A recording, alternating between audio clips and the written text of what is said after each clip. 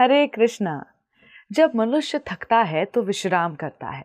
जब दिन ढलता है तो सूरज भी पश्चिम की गोद में सो जाता है। और जब आत्मा संसार की भाग दौड़ में उलझकर थक जाती है तब वो शांति खोजती है। और वो शांति मिलती है भगवान के स्मरण में, व्रत में, एकादशी में। एकादशी ये मात्र उपवास नहीं, ये आत्मा की प्यास बुझाने का दिन है। ये वो दिन है जब हम भीतर झांकते हैं, जब बाहर की भूख को रोककर आत्मा की भूख को तृप्त करते हैं। ये वो क्षण है जब भोजन का स्थान हरि नाम ले लेता है और जल बन जाता है भक्ति का। एकादशी का अर्थ है त्याग, पर यह त्याग शरीर का नहीं, वासनाओं का होता है। ये दिन है अनुशासन का, संयम का और सबसे ऊपर समर्पण का।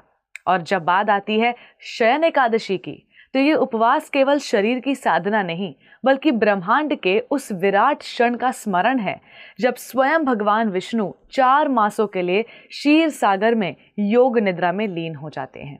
जैसे कोई राजा अपनी आंखें बंद कर सारा राज्य विश्वासी मंत्रियों को सौंप दे, वैसे ही श्रीहरि अपनी आंखें मूंद लेते हैं और सृष्टि की सारी आशाएं भक्तों के जागरण पर टिक जाती हैं। यही से आरंभ होता है चातुर्मास, जिसमें व्रत, ध्यान, जप और सेवा को जीवन का मूल बना लिया जाता है। अब सुनिए वो कथा जो इस एकादशी की दिव्यता को सिद्ध करती है। बहुत प्राचीन समय की बात है, जब धर्म ही शासन का आधार हुआ करता था। राजा मानधाता, सूर्यवंश के प्रतापी सम्राट, जिनका यश दिशाओं में फैल चुका था। उनका राज्य सुख, समृद्धि और धर्म का प्रतीक था। किंतु एक दिन नियति ने करवट ले ली। वर्षा थम गई, धरती दरकने लगी, अन्न उगना बंद हो गया, प्रजा भूख से व्याकुल हो उठी। राजा का हृदय जोर जोर से धड़कने लगा। वो असहाय महसूस करने लगे। उन्होंने विद्वानों से परामर्श किया, किंतु समाधान कहीं नहीं मिला। तभी उन्हें बताया गया कि गर्भगिरी पर्वत पर तपस्यारत है महर्षि अंगिरा, वहीं जाकर उनसे मार्गदर्शन लेना चाहिए। राजा मानधाता बिना देर किए वहां पहुंचे। उन्होंने हाथ जोड़कर प्रार्थना की, गुरुवर, मेरी प्रजा संकट में है, कृपा करके कोई उपाय बताइए जिससे ये कष्ट दूर हो। महर्षि अंगिरा ने गहन ध्यान से उन्हें देखा और बोले, हे राजन, ये अकाल केवल प्रकृति की विपरीतता नहीं है, ये एक चेतावनी है। आपके राज्य में एक अधार्मिक व्यक्ति तप कर रहा है। उसका हृदय शुद्ध नहीं है, उसकी साधना भगवान को नहीं, अपने अभिमान को अर्पित है। ऐसे अपवित्र तप से प्रकृति भी रूठ गई है। यदि आप चाहते हैं कि इस संकट का अंत हो, तो आपको शयन एकादशी का व्रत करना होगा।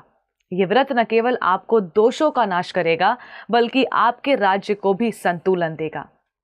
शयन एकादशी की कृपा से समस्त बाधाएं शांत हो जाएंगी। राजा मानधाता ने आदर्श पूर्वक आज्ञा मानी। उन्होंने पूरी श्रद्धा और नियम से शयन एकादशी का व्रत किया।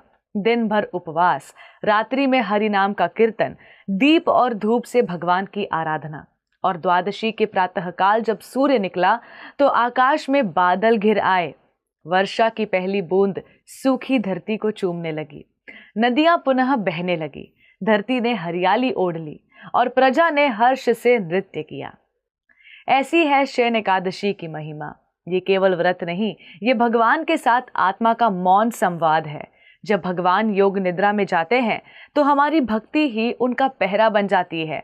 हमारी आराधना ही उस सोई हुई दिव्यता को अलौकित करती है। शयन एकादशी हमें सिखाती है कि जब सृष्टि की डोर ढीली पड़ जाए तब केवल भक्ति ही उसे थाम सकती है। तो आइए हम भी इस दिन को साधारण न माने, न केवल शरीर से उपवास करें, बल्कि मन से भी वासनाओं का त्याग करें।